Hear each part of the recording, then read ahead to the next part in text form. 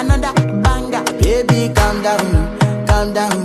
Yo, this your boy. Dubai, Imaaraadka Carabta, caasimadda online, nin hubaysan ayaa weerar ku qaaday safaaradda Azerbaijan ee ku taala caasimadda dalka Iran Jimcihii, halkaasi oo uu ku dilay madaxii amniga ee safaaradda kuna dhaawacay 2 askari oo ilaalo u ahaa. Weerarkaas oo sii kiciyey xiisadda muddada dheer u dhaxaysay labada dal ee deriska ah.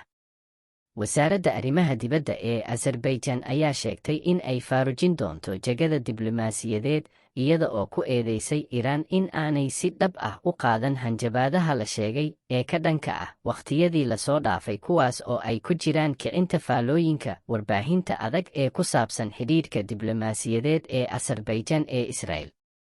Taliyaha bilayska ee Tehran Gen Hossein Rahimi ayaa markii hore ku eedeeyey weerarka dhibaatooyinka shakhsi ahaaneed iyo qoyska, wax si dhaqso ah ugu soo noqnoqday warbaahinta dowladda Iran.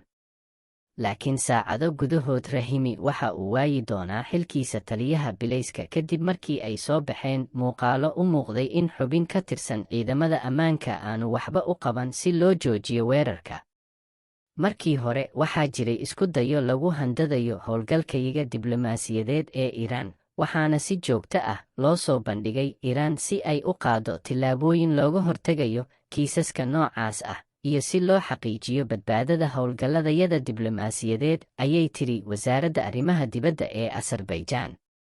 Nasiib darrose, weerarkii argixisannimo ee ugu dambeeyey ee dhiigga ku daatay wuxuu muujinayaa cawaaqib xumada ka dhalan karta muujinta dareenka saxda ah ee codsiyadayada degdega ah ee jihadan.